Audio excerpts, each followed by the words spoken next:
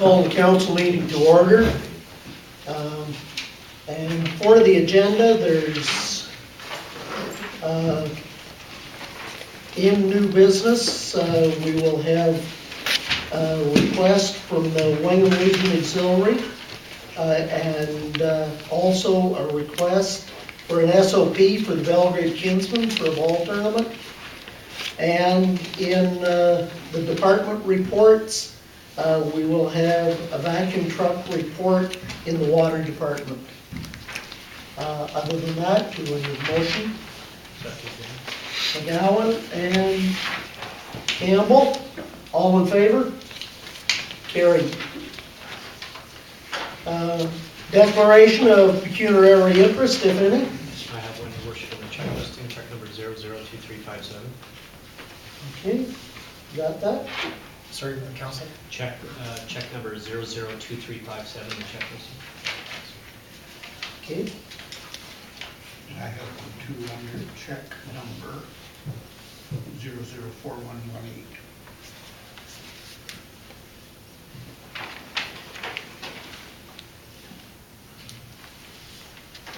Okay, thank you.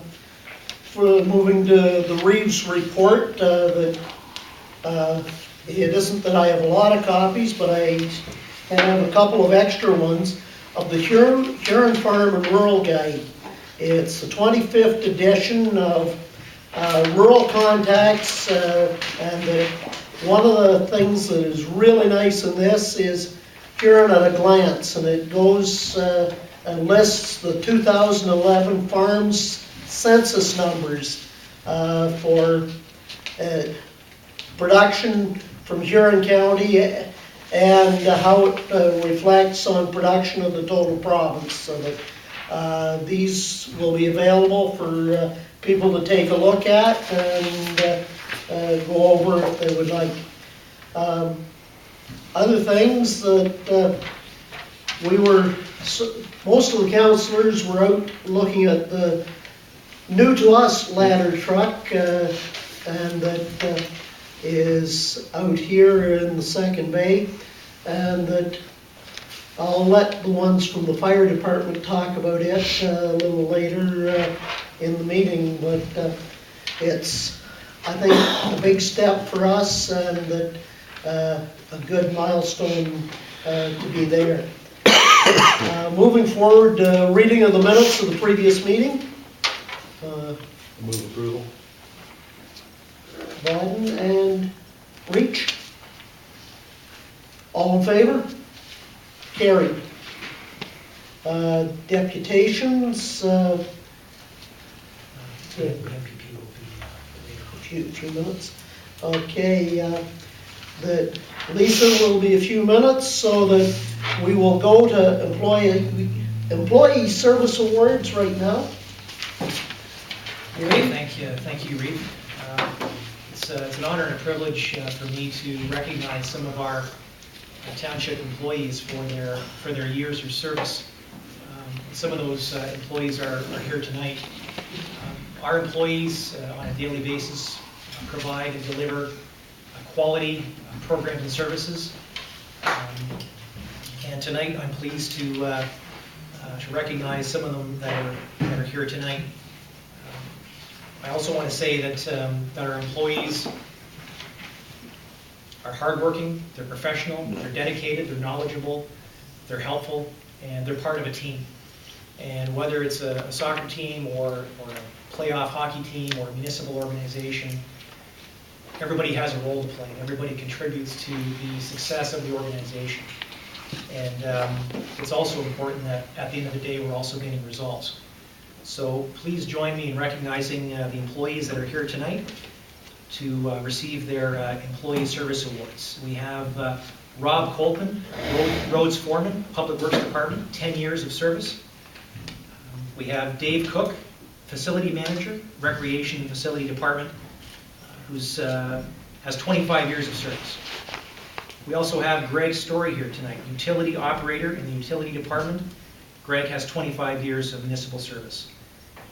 We also have Julie Wheeler, Deputy Treasurer, 25 years of service. So please join me in thanking and recognizing our municipal service.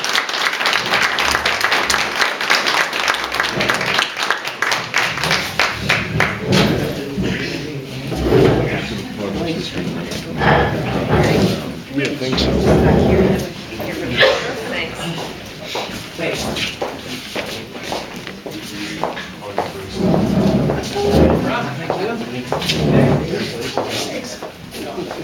How are you? Thank you.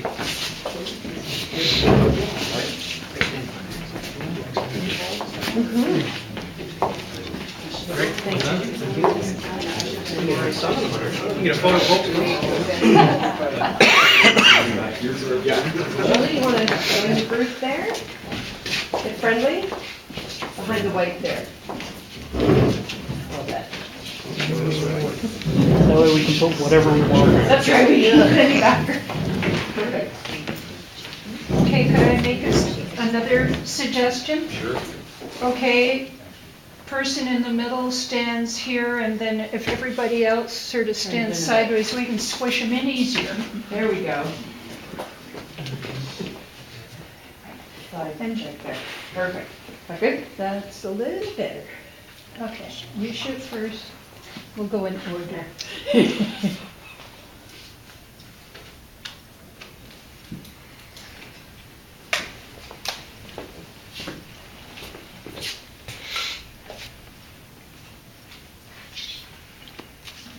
Take a couple.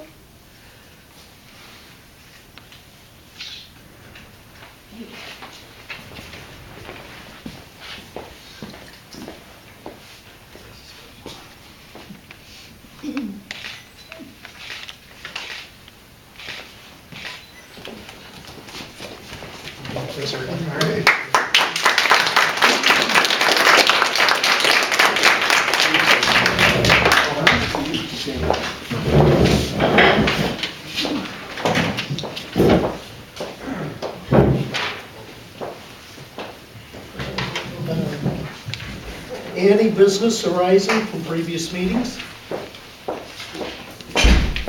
Okay. Moving to department reports.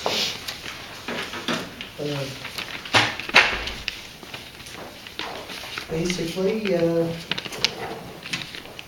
the health and safety and point 2, the council meeting attendance, that's being taken care of. Moving to administration, campaign 1419. Gary, do you want to head that off? PowerPoint presentation.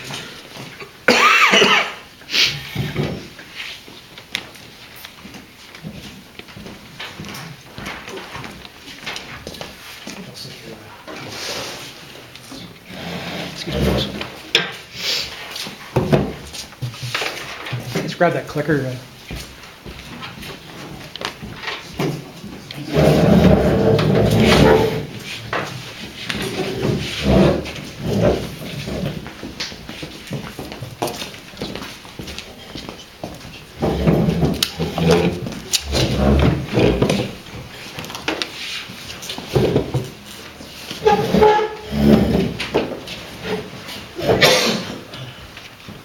Okay.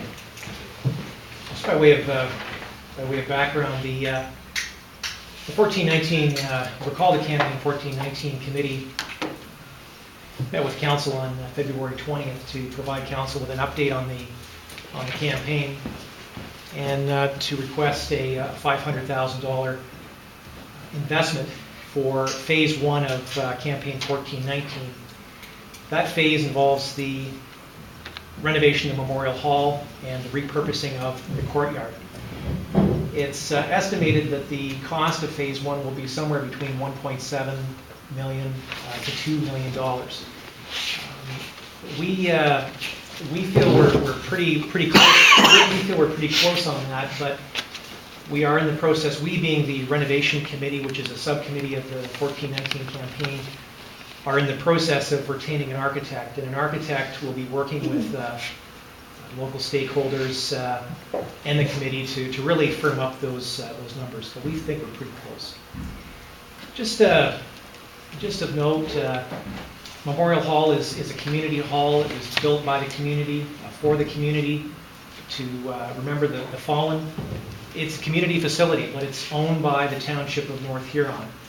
And therefore, we have responsibilities as landlord to provide a certain level of maintenance, to make the necessary capital upgrades. And whether it's Memorial Hall or the Blyth Arena or the complex in Wingham, we want to maintain our facilities, and I think we want to look for ways, and I think there's an opportunity here for us to enhance the value of this important cultural asset in our community.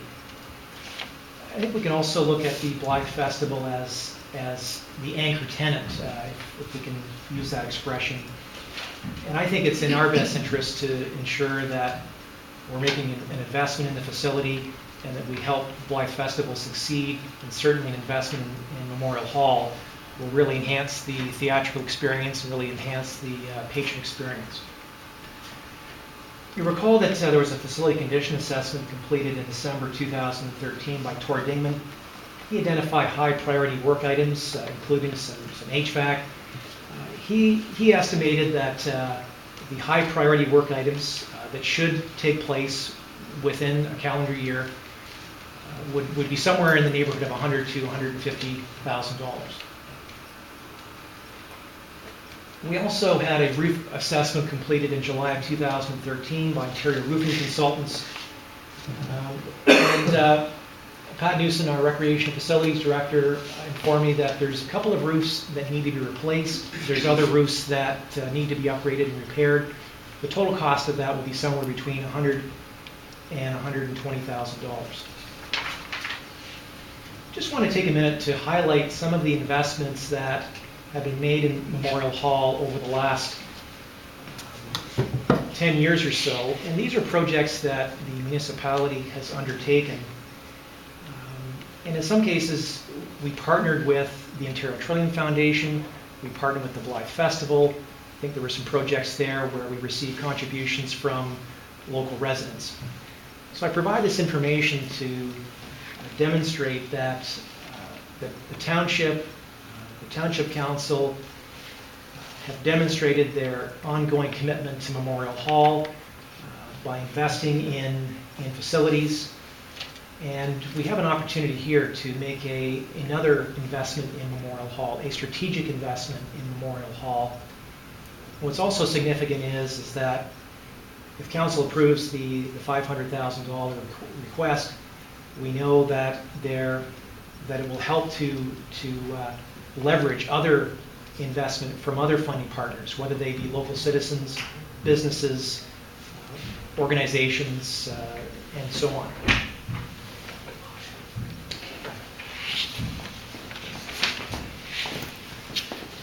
Also wanted to highlight some government investments in 2014-19 to date.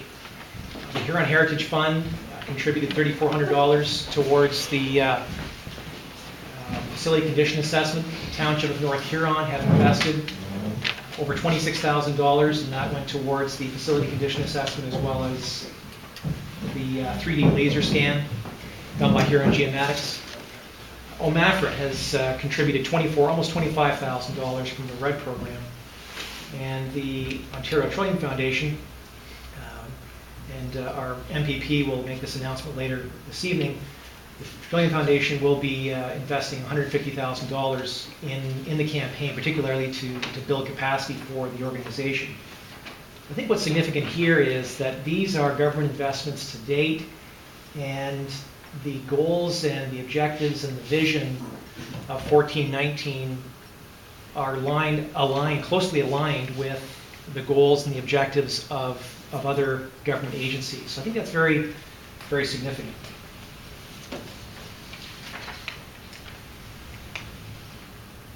Here's $500,000 and what that would look like if the township were to take out a debenture from Infrastructure Ontario. So I listed the amount of $500,000 and various amortizations running from 10 years, 15 years, 20 years, and the total annual payment that would be our obligation.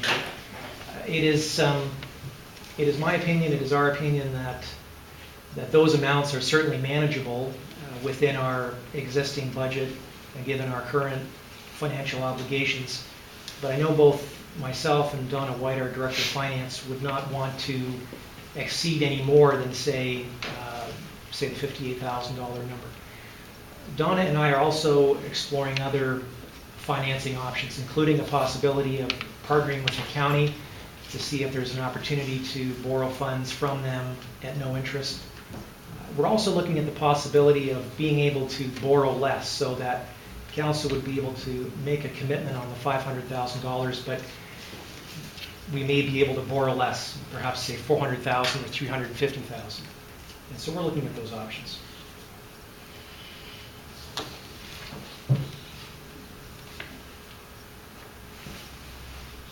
I think it's important to look at this investment request in the context of the economic impact of arts and culture, because there is a relationship between arts, culture, and the economy.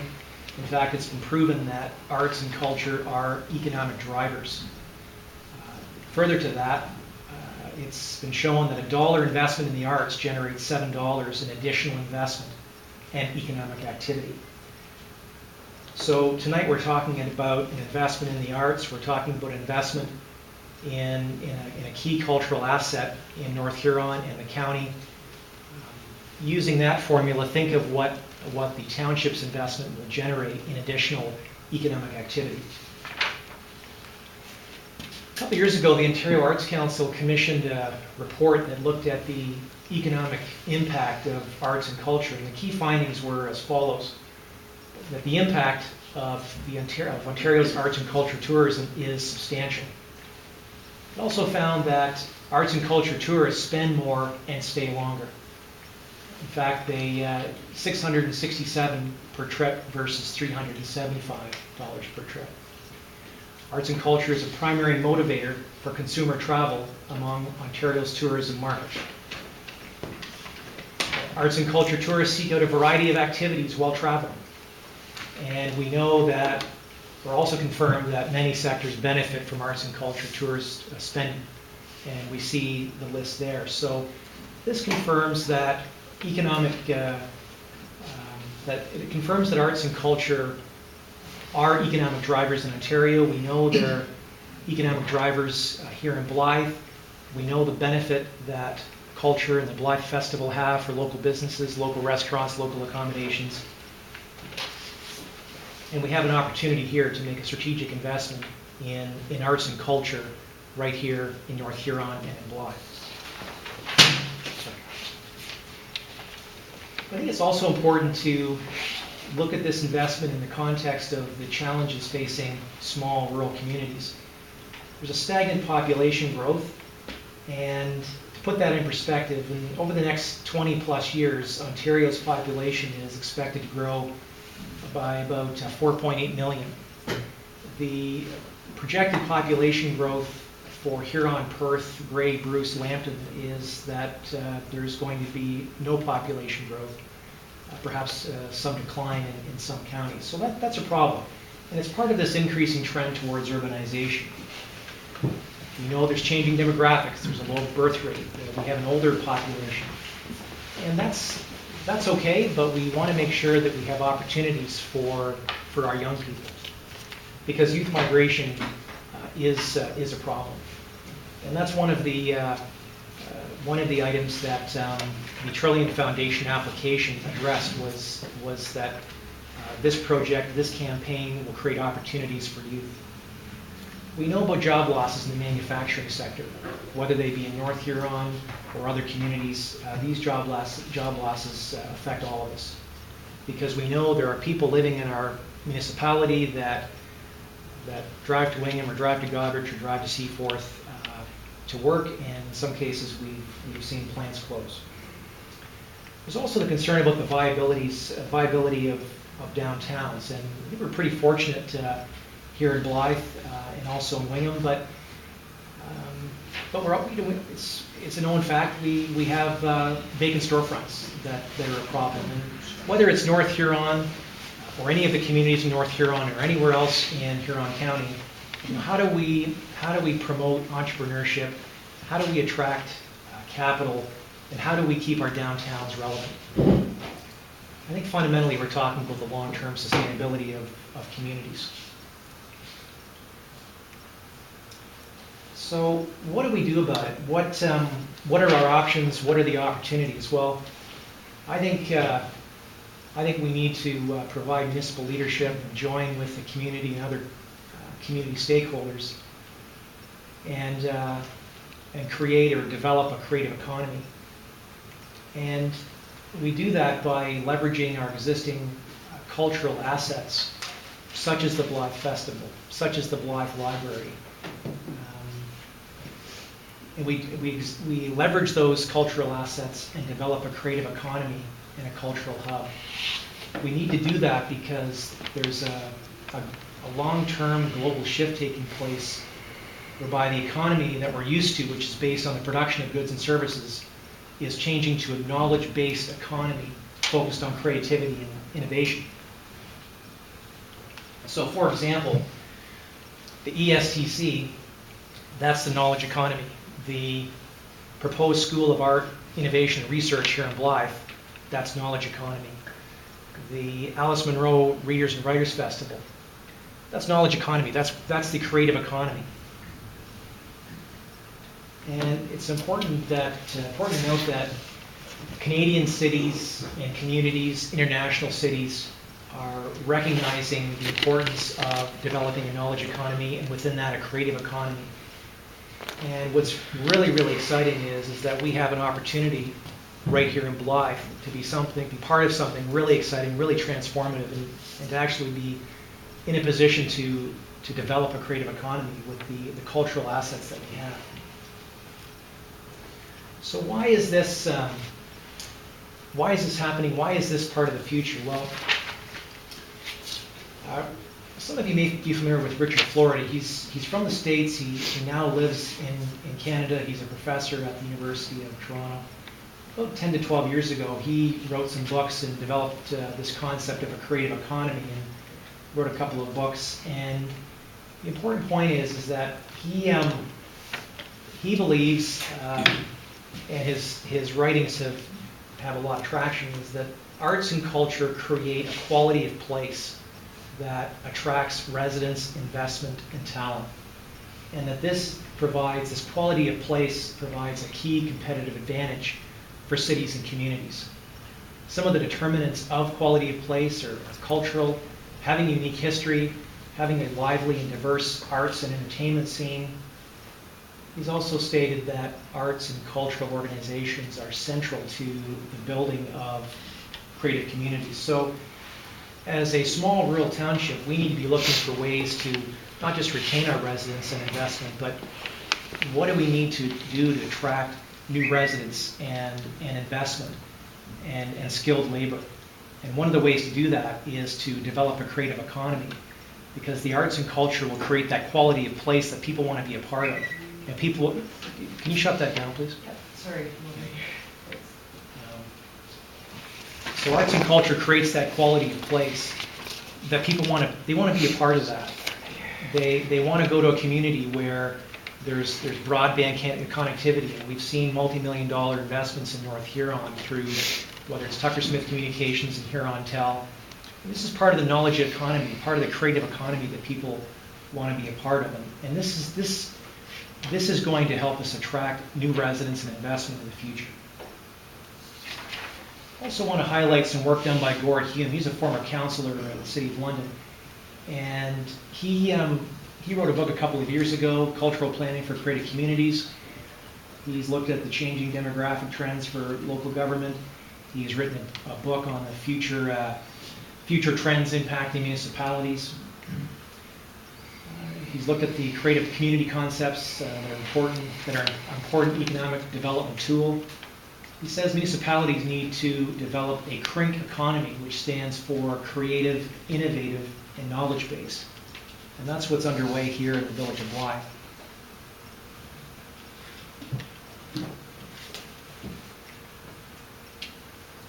Wayne Caldwell has written extensively on rural community economic development.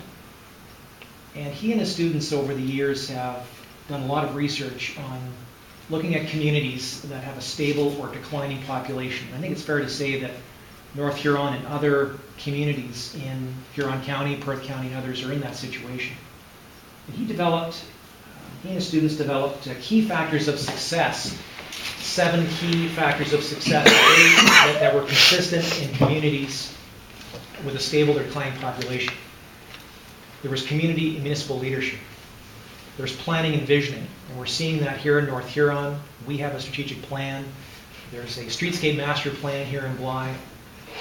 1419 have done extensive planning and visioning over the last year. Community engagement is another key factor of success that Wayne Caldwell and the students found. Well, there's been considerable dialogue and engagement with the Blyth community by 1419. Financial capital, we are aware of many donations and pledge commitments that have been made thus far to this campaign. We're seeing other governments invest in the campaign. I think the financial capital is going to be there when we need it. Localization, I think there's a history here in Blyth of businesses and the community and the volunteers working together to get things done and to keep the dollars local. And the final key factor of success is partnerships. And I think, actually that's the 6th one, is that 1419 is one big partnership. It's a collaboration between many organizations.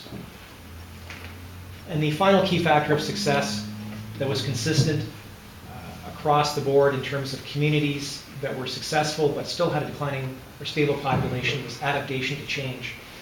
And we're seeing the possibilities of renovating Memorial Hall, repurposing the courtyard, repurposing the former Blyth Public School. This is a community economic development project that would fit within the framework that Wayne Caldwell has talked about and has researched and has put together.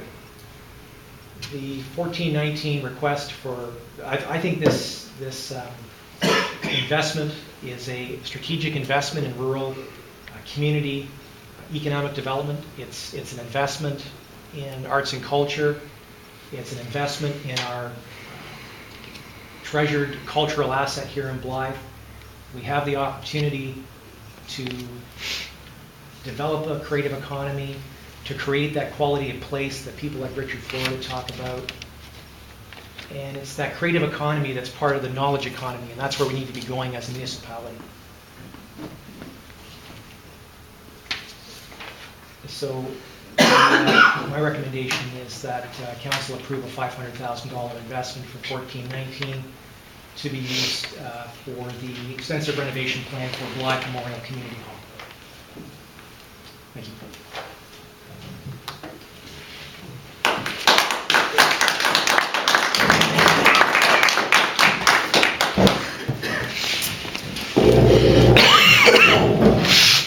I will make the motion that we approve $500,000 investment for campaign 1419 to be used for the extensive renovation plan for Blyth Memorial Community Hall.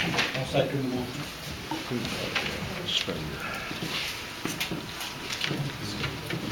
Further discussion? Rob? I think it's important to realize that this is part of a wider engagement. It's not just Blyth. It's not just North Huron. Huron County has engaged a very significant economic developer who has had many, many years of experience in places like Windsor and in New Brunswick of the development of communities that have been stagnant. And one of the pieces of advice that he is giving us in Huron County is that if your population has been stagnant for 10 years and your infrastructure has been stagnant at that level for 10 years, you need to do something. You need to correct that.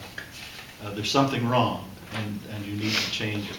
Now, he worked with the city of Moncton, which was really, really down at the heels. It was in terrible shape. And he worked there. It wasn't overnight that they found the solution. As a matter of fact, it took about 10 years. But now it's a thriving community and doing extremely well. And this Ron Gaudette has an awful lot of credit for doing that, but there are many other people involved in it, of course, as well. But I think it's important that, this sounds like a grandiose project for such a small community. And it is, and it's very significant, but it's part of a larger context that gives it a lot of extra credibility. Thanks. Other council comment? Archie? I'd just like to say that I'm pleased we're going to support this project. Over the last several months to a year, we've had the 1419 committee attend council in several sessions, and the excitement is palpable, I would say. It's really an exciting project. It is represented by so many different factions throughout the village, and I think is, truly merits this kind of attention and this kind of refurbishment. It is one of few living, breathing war memorials across our nation. And it is the cultural epicenter, I would say, in Huron County, as well as the heart of the village. So I'm very excited that we're moving ahead with this project, and I look forward to working with 1419 committee on its completion. Thank you. Further comment?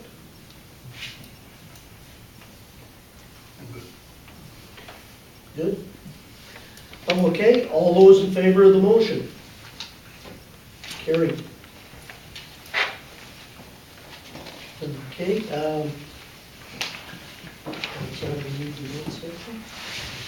Moving to point 4, the Director of Finance.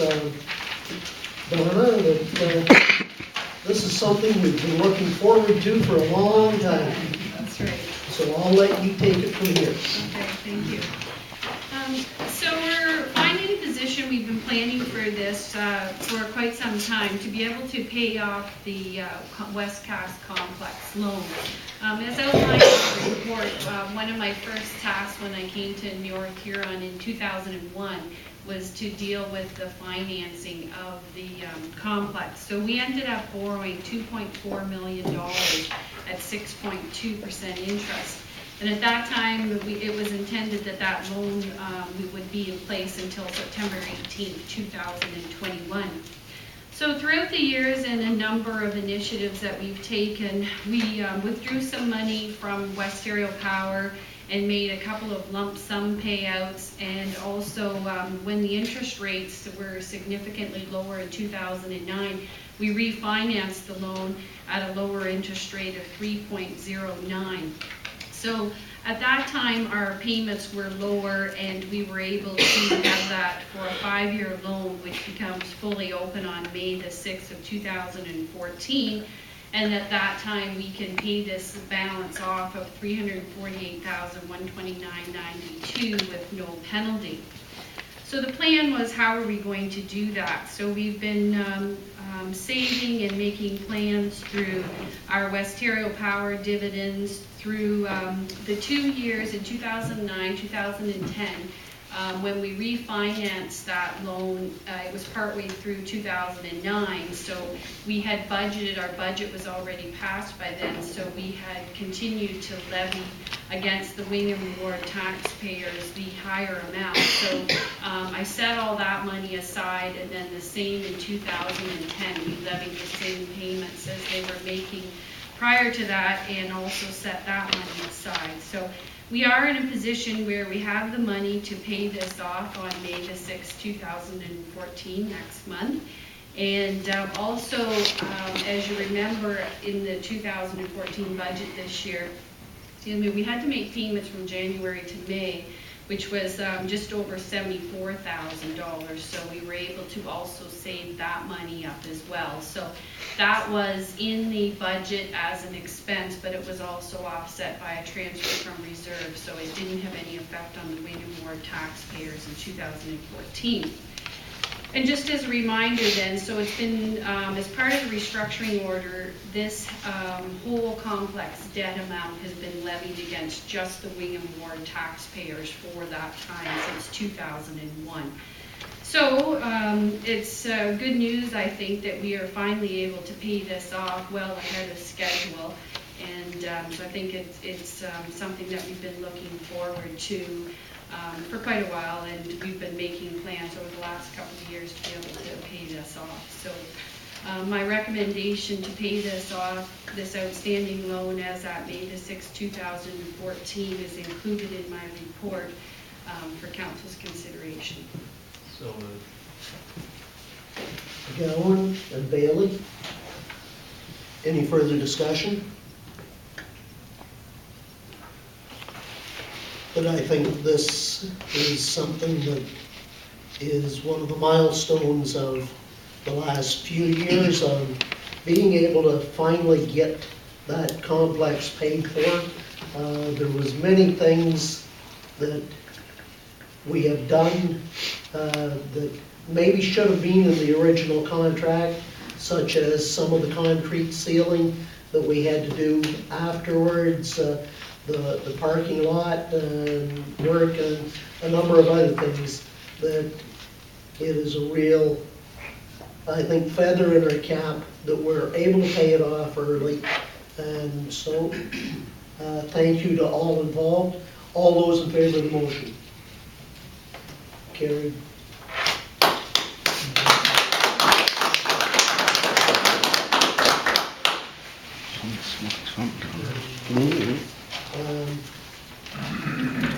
Donna, we'll go to the Blyth Lawn Tennis Club property that probably only the ones from Blyth really understand, although it was 100 years ago. That's right, a bit before my time. So this is a project that we've been working on for quite a long time, and we're going to tackle it again once more in 2014. So the Blyth Lawn Tennis property, we have been unable to locate any remaining members of that club since it dissolved quite a few years ago. I know where some of them are, Donna. Yeah, unreachable though. So Brock will have all the dates and history of all of when all of that took place.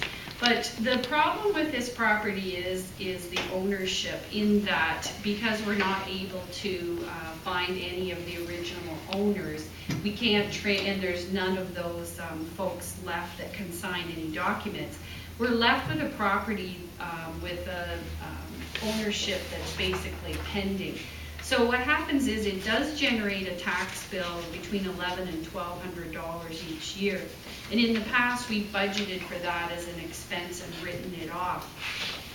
But we've basically decided at this point, through help with our lawyers, that the best way to go about this is to try the expropriation procedure. And we've not went that route before.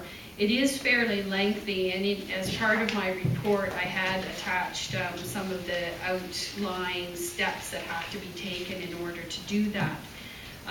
In speaking with our lawyers, by the time we have lawyer fees and a survey fee and some advertising costs, we're looking at somewhere between $5,000 and $7,000, which I had in the planning and development budget this year for 2014.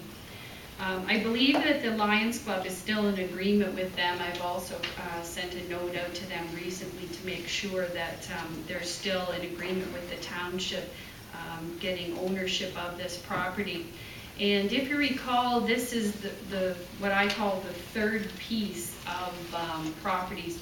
There's three pieces there, which the Lions Club, I have a map that was in your package, and the Lions Club do own two of the pieces, but this is the third piece where their entrance actually is in the corner of one of their buildings. But also what happens with, if we were to transfer ownership of this property to the Lions Club, then it would become taxable again, and we went through all those procedures for about a year to apply to have it have tax exempt status. And so I'm recommending that we don't go that route, but simply I think the solution would be to enter into an agreement with the Lions Club to recognize their sole usage of that property. Also, Dawn has mentioned to you a few times that this also could be a potential site for the new well in Blyth, which would also make sense if the municipality owned it. We do have one last option if we don't have any snags on the expropriation, and one of the points I researched was letting it go for tax sale. So 3 years ago, we quit budgeting and paying the taxes off, and it's now in a position where it is 3 years in arrears and could go up for tax sale. But in doing that, we have to publicize it in the Ontario Gazette, and there's a number of problems that you can run into taking that route with no guarantee of the municipality being the highest bidder. So I think the expropriation route is the better way to go. So in my recommendation, I'm asking for Township Council to authorize staff to proceed with the necessary procedures and documentations to go through the expropriation procedures for this piece of property to have it transferred into the Township of North Huron name. And as I mentioned, I estimate it's going to cost between $5,000 and $7,000, which I did have in this year's budget. Is there any questions? I'll move, we go with the recommendation. We got 1 seconds. I think you've laid it out pretty clearly. Any questions from council? All those in favor of the motion? Carried. Thank you, Donna.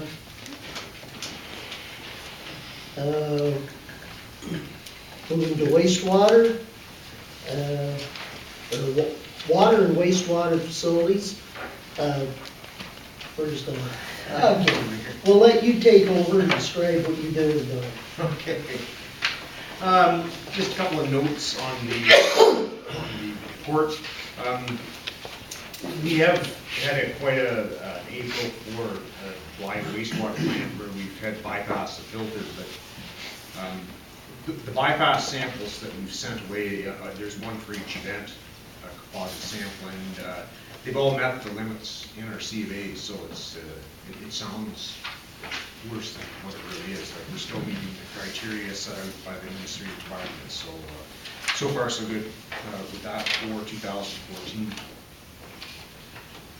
Moving down to Wing Water, there's still 6 frozen water services on temporary services. In Wingham, there's one, I just got a call tonight that one has thawed as of this afternoon, so I guess we're heading in the right direction.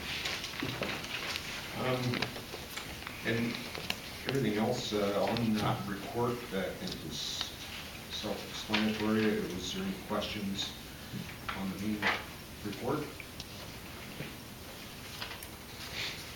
Okay. A motion for accepting the report. I'll make that motion.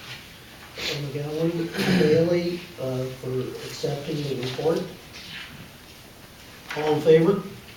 Carried. Excuse me. The second item I have is a staff report. We've been considering and looking at a combination sewer cleaner truck. Now, what it is, it's a truck that you can use to power flush the sewers, and you can use it for hydrovacing, excavating, spotting services before you dig, and as well as cleaning catch basins. We've looked around quite a bit, and we've came across one what we feel is a really good truck. The details of it are in the back part of it there. 2003, and it only has 35,000 kilometers on it. Roughly speaking, at very, very low hours on it. It looks brand new. It's South Carolina origination truck, so it has no rust on it either. So it's a really good unit. It's a private sale. The vendor is going to come up and provide training on the equipment for us there.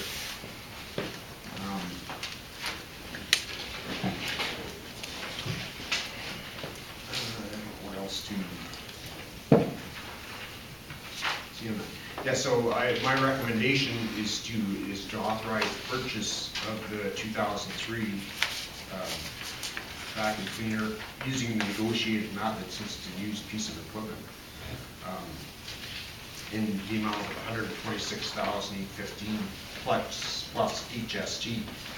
And I might note that this was included in the 2014 budget here. I budgeted $150,000, so we were well under budget for that piece of equipment.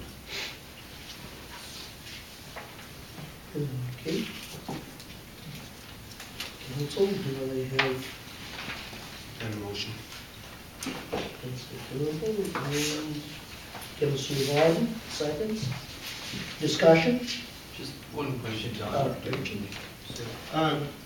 Well, that was another kind of a bonus with this truck. The other one that we were looking at was a dealer refurb, and it wasn't going to be available till June, where this one should be available within kind of a week. They're just, as soon as some new parts that he's putting on it arrive and get to put on, we'll be ready. It's been safety, checked, and the oil changed, and all that kind of thing, preliminary stuff done, so it should be quick. Comment? Question. On your business case, Don, the numbers that you have down for the comparisons for your ROI, like the contracted services, 196 hours, is that based on a year? Yes. Is it? Oh. Yes. Yeah, and what I had done on the business case too is what we're actually doing now in staying within budget, what we can afford basically, and then, but there is additional work that really we should be doing. We should be almost doubling our budget for that if we continue contracting it out. So supplementary. So I would assume then that if we go ahead with this and being able to do that added work, it's going to actually, it should save us in the long run in maintenance. Oh And yes. capital costs as well. Yes, yes. Yeah, like basically it's going to be roughly the same cost as we're at now, but we're going to have all of our work done, plus we're going to have a hydro excavation unit sitting on site for emergencies and for it's like sanitary surcharges. Like the quicker you can get to those the trunk sewer backups, then you really limit the damage that's done. So having it on site is. I'd just like to commend Don on the business case that he's given for this. It gives us a lot of confidence that you've looked at all of the options and that we have a cost-effective solution here. Thanks very much, Don. All in favor of the motion? Carried. Okay, thanks, Don.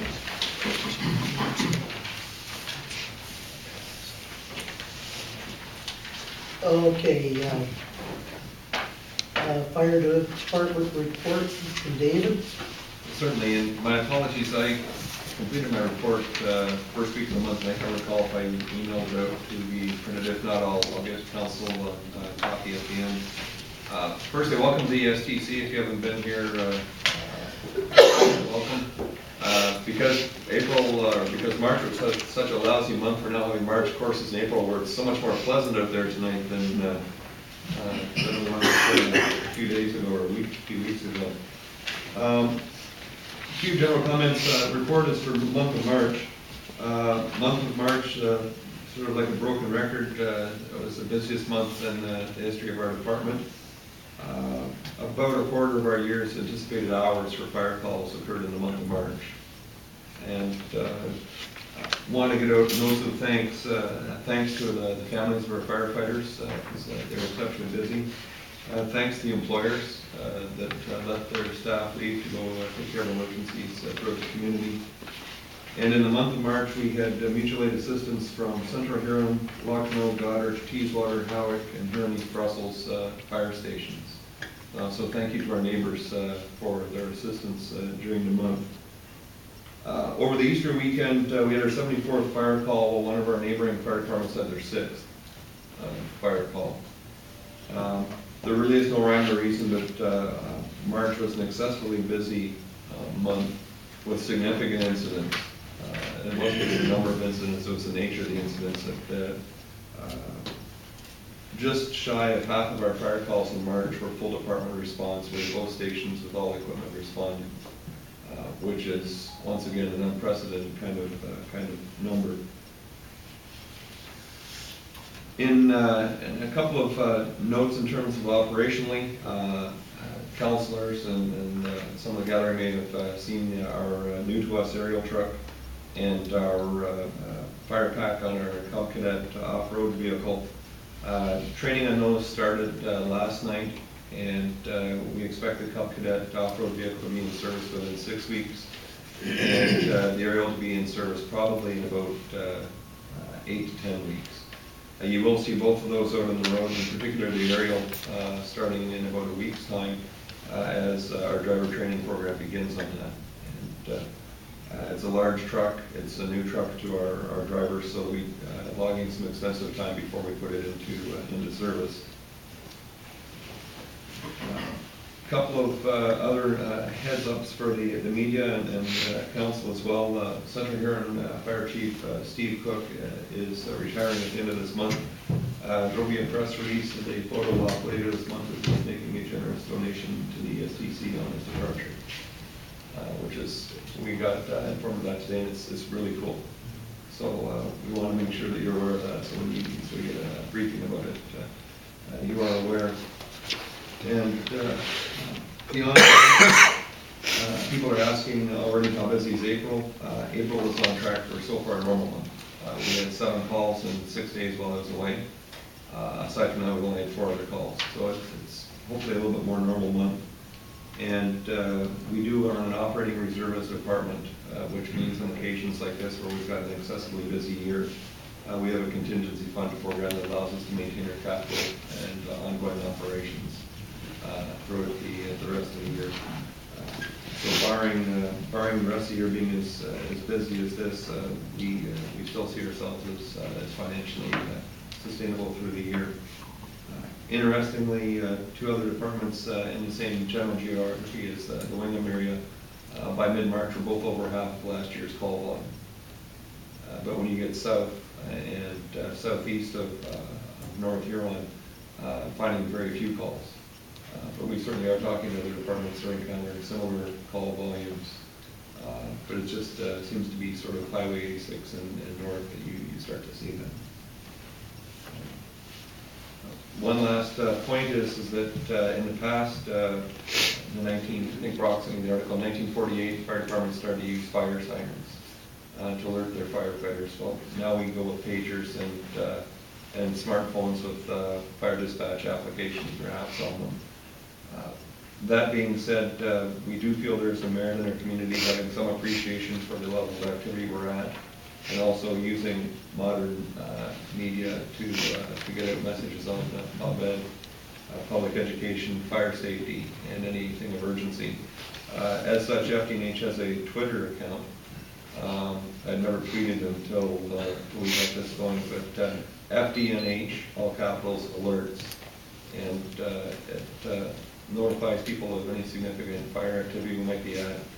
We let you know of any Amber Alerts, so if there's a child safety issue, and likewise any relevant weather or emergency information that may be of value.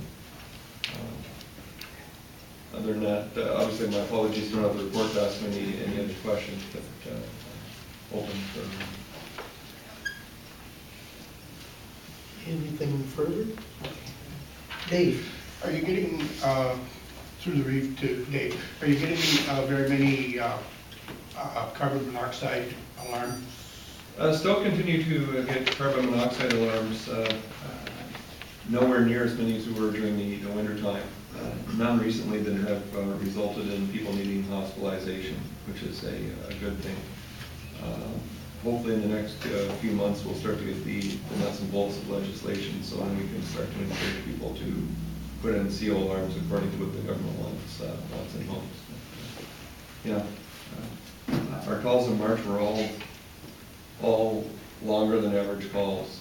I think we run an average call based on the 4-year average, and I think we had 1 call in March that was actually lower than the 4-year average call. The rest were all longer. Okay, thank you, David. Moving to new business. Gary, do you want to take the donation awards and the penny sale for each of these?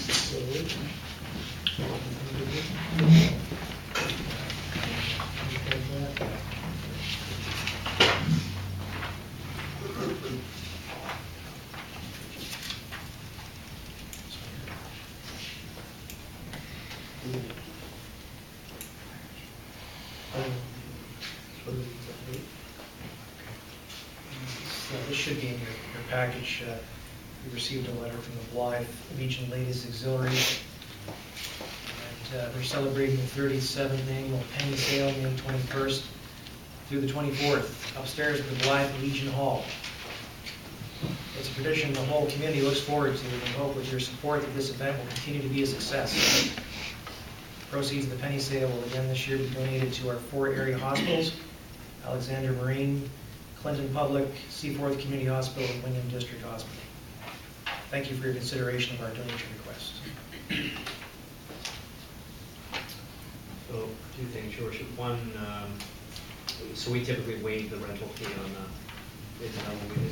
Is that our donation? What's in there? Plus the, It's in their facility. It's actually in the Blyth Legion. okay,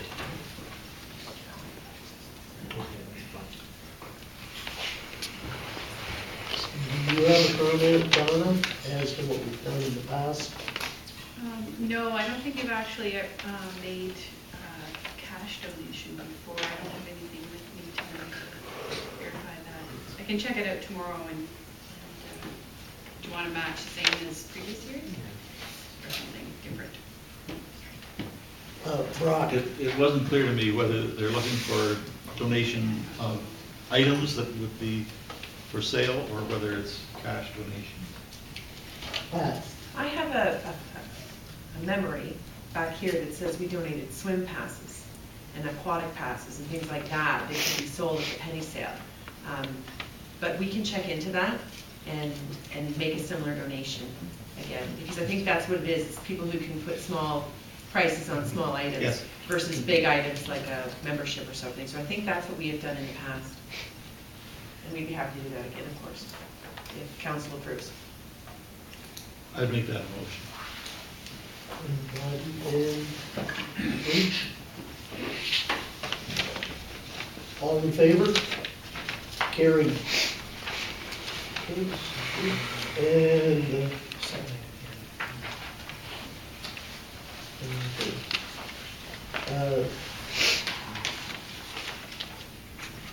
this is Wingham Legion Auxiliary, Branch 180, having spring convention in Wingham on Sunday, May 4th. And they would like Veterans Way closed to the public between the hours of 12 and 2 p.m. in order to have a parade. McGowan and Bailey. Any further discussion? All in favor? Carried. Okay, Belgrave Kinsman are organizing a slow pitch ball tournament and thinking of having concert/dance.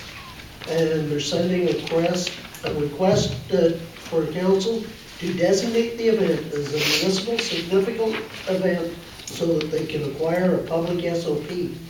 And they would like a noise exemption to apply to this event.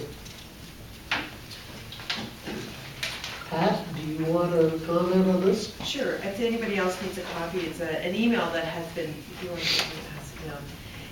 This came in to me just prior to, or just after council package was put together, and they would like for council to accept the request because they need so many days notice for an outdoor public SOP permit.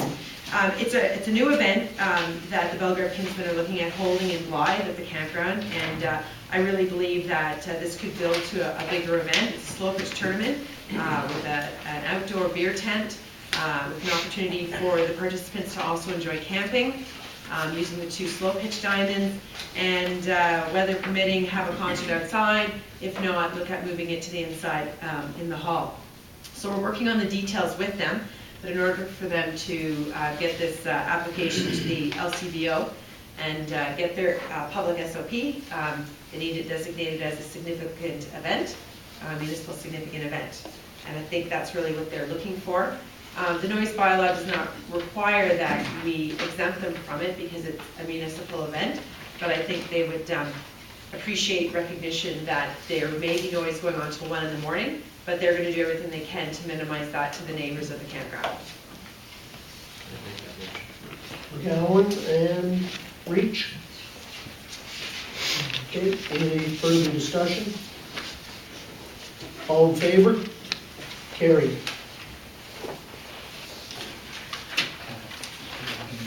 Okay.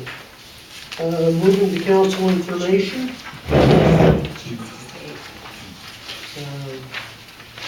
Anything the councilors want to bring forward?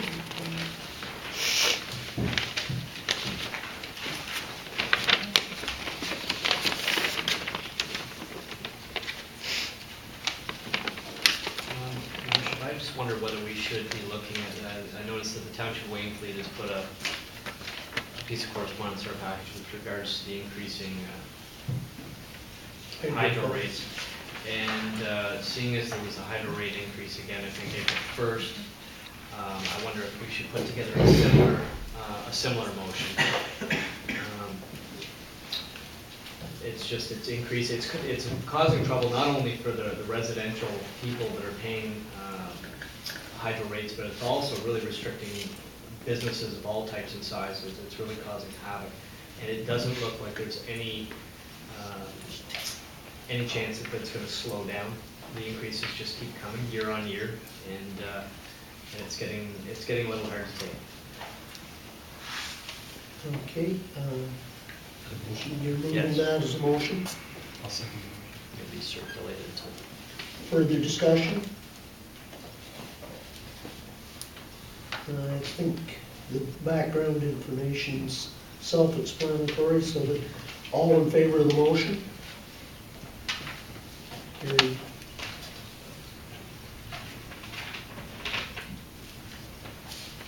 Anything else that anybody wants brought forward?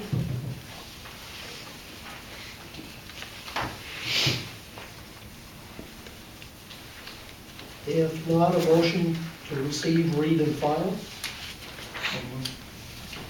Reach and Campbell.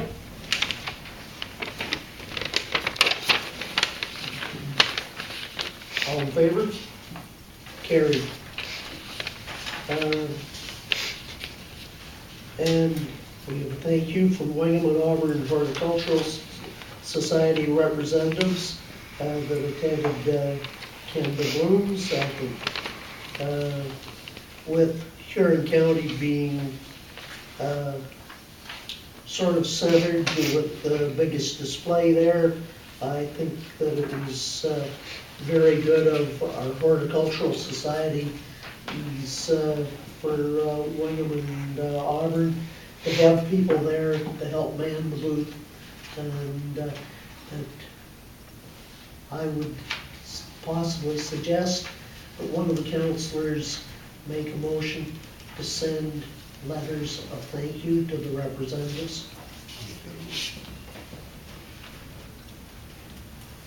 Campbell and Wyden. All in favor? Carried. Okay. Moving to committee reports. North Huron Police Services Board. Any questions or any comment?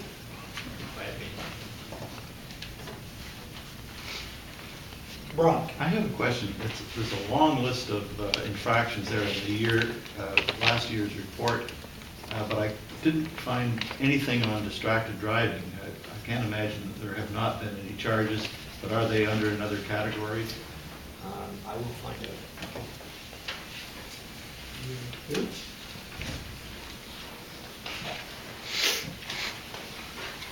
Thank you. Moving forward to bylaws. Bylaw number 24, 2014, being a bylaw to authorize the bereavement clerk to sign on behalf of council a letter of agreement between Ontario Trillium Field Foundation and the Corporation of the Township of North Huron for grant funding of $150,000 over 24 months to hire 2 staff to coordinate a community-led initiative to renovate and modernize Blyth Memorial Hall and the former Blyth Public School. The funds will also be used to launch 10 new artistic and cultural events. And we'll move it. Vauden and Reach. Discussion? All in favor? Carried. Council reports and inquiries. Your worship, if I Go might ahead. just go back a little bit. Oh, sorry. No, it's okay. You will find in the, I would have mentioned, Councillor Button mentioned it, that the 2013 Wing and Police Services Annual Report is in the package. There's a lot of information there. It's a very thorough report that is put together by Chief Poole on an annual basis. I will get the answer to Councillor Bodden's question, but should there be any others, please don't hesitate to contact me and I'll do my best to answer them. Okay? Thank you. Okay. Other points from councillors?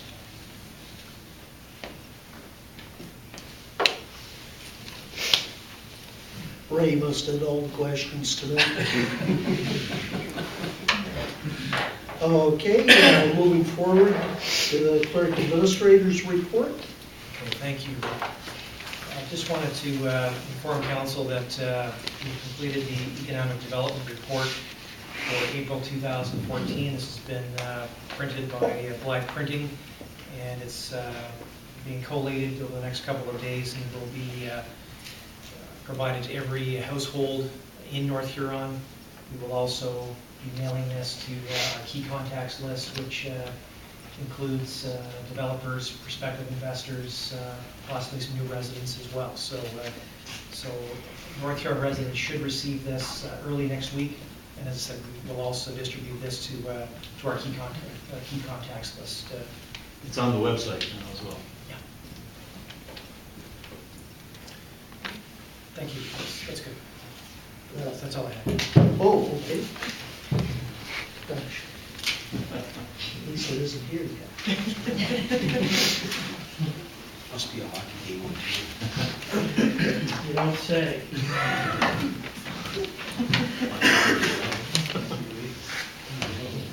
Okay.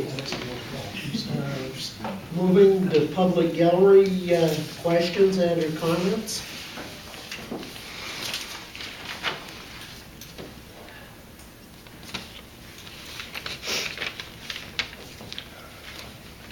You're already biased enough with your hat, Danny.